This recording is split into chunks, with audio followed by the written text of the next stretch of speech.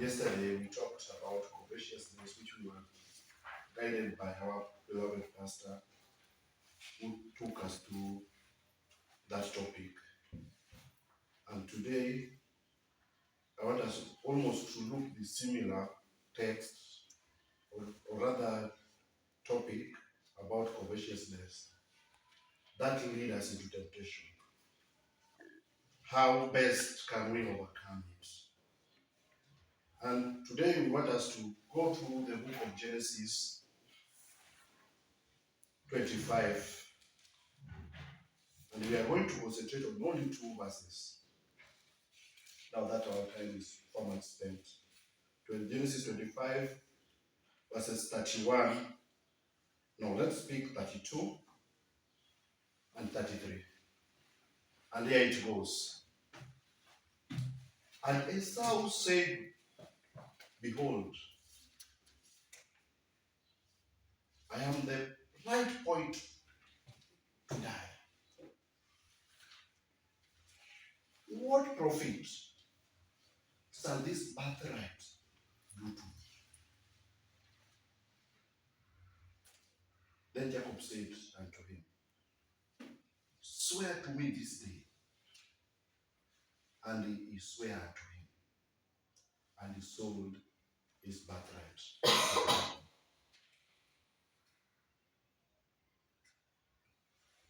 Esau selling his birthright.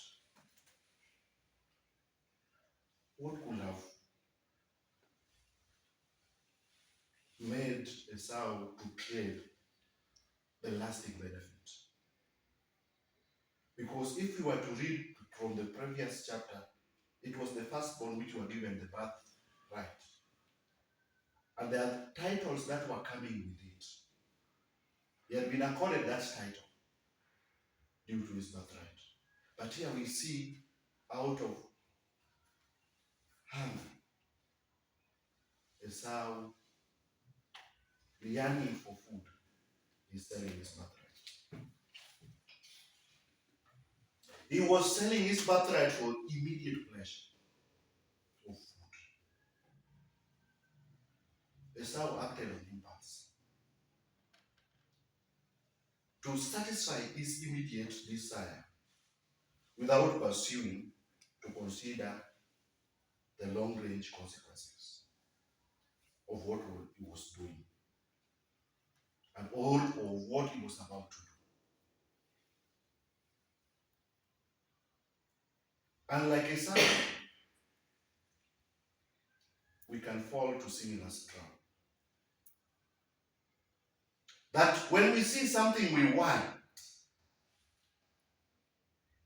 we lose our temperament. We lose focus. On our first impulse is to get it. At what cost? We'll strive to get it. Just like Esau.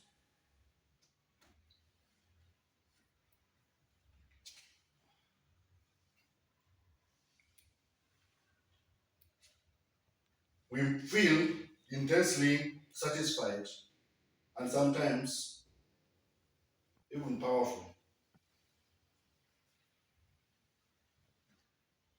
having obtained what we are sent to get. We are driven by the impulse of self-satisfaction. We don't look into what will be the aftermath. We swiftly run towards our impulse. We swiftly run for the immediate pleasure, just like Esau did. But immediate pleasures often loses sight of the future. To Esau, he couldn't see the future. He was seeing what was in front of him. And what was in front of him? Food. He could see what the birthright was preparing for him. He was not patient to wait.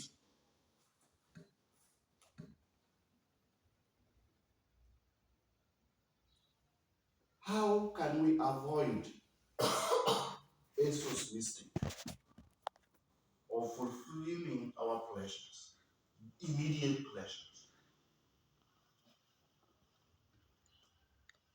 by comparing the short-term satisfaction with its long-range consequences before we set to go for that short-term? As we can see, Esau exaggerated his hunger. And if you can read verses 32, and Esau said, "Behold, I am at the point of a point to die, just because of losing, just missing a meal, he was ready to die." You see how he exaggerated this hunger. I'm dying of starvation, he said. And this thought made his choice much easier, because if he was starving, what was good for an inheritance? Anyway, I'm hungry. What was good for an inheritance?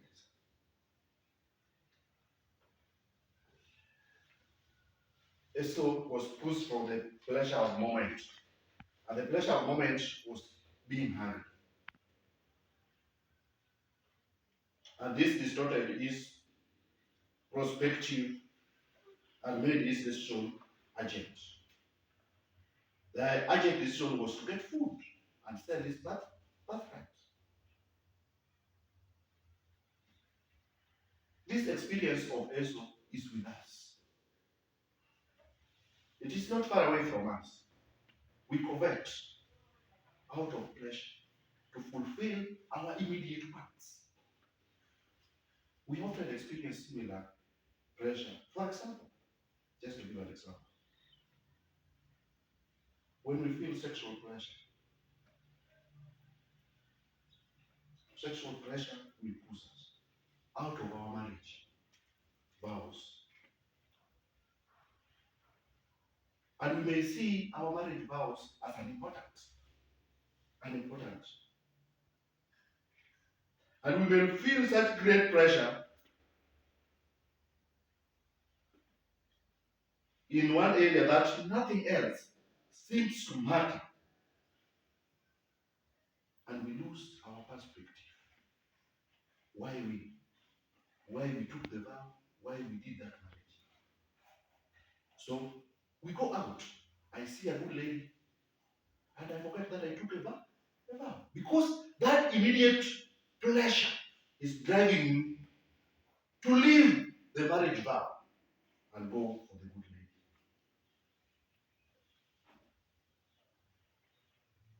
Just like Esau, we've gone astray and we've sold our birthrights. We've done things which we ought not have done. And in one area, we feel that nothing else seems to matter. So we lose our perspective to get that short pleasure, which we have been pushed by the short pressure to fulfill moments of pleasure. And this is the most difficult part of overcoming temptation.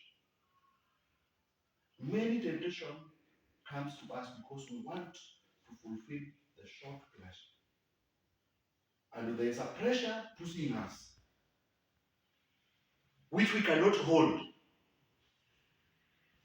Esau had the pressure of starvation, for just having a meal, causing him to lose more.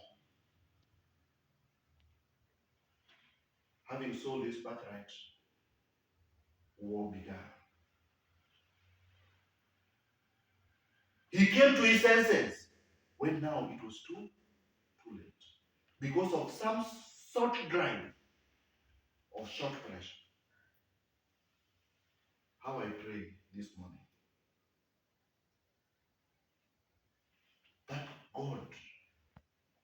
may help us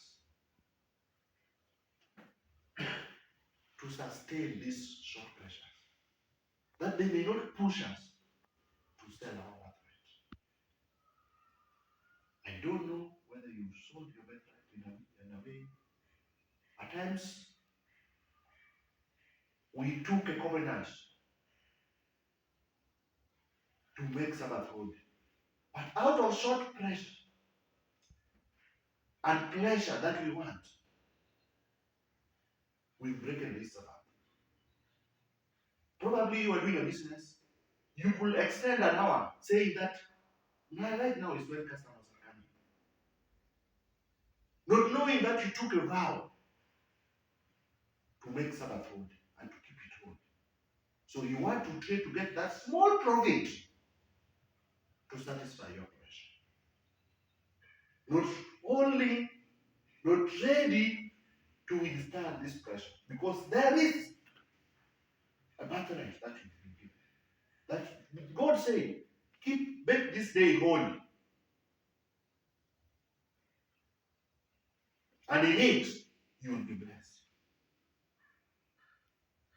We see that blessing delayed. So we eventually resort to short-term pleasure. Currently, the devil is working with these people. And the way he has come is through sex.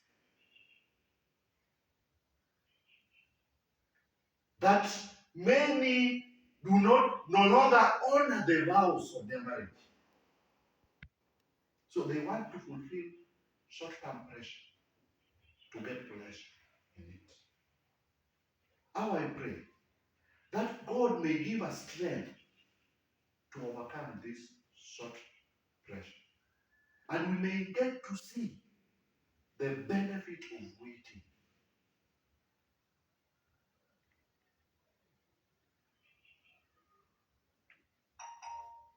For in waiting, there is something good which will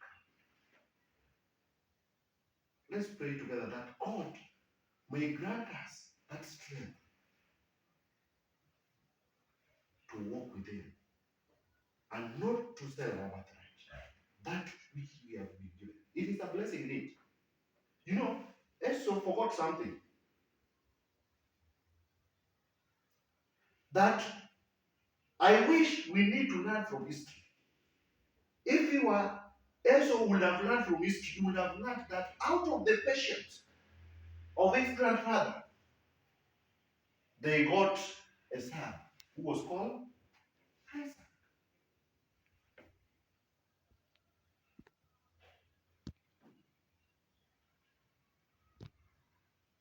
And how I wish you would have learned that when Abraham was swift and wanted a quick solution, there came Ishmael. And after Ishmael, there was a war in that family. We may look for short-term pleasures, but they have consequences with them. How I pray that we be patient in the Lord and uphold our birthright. For in upholding our birthright, God indeed will bless us. May God richly bless us. Amen.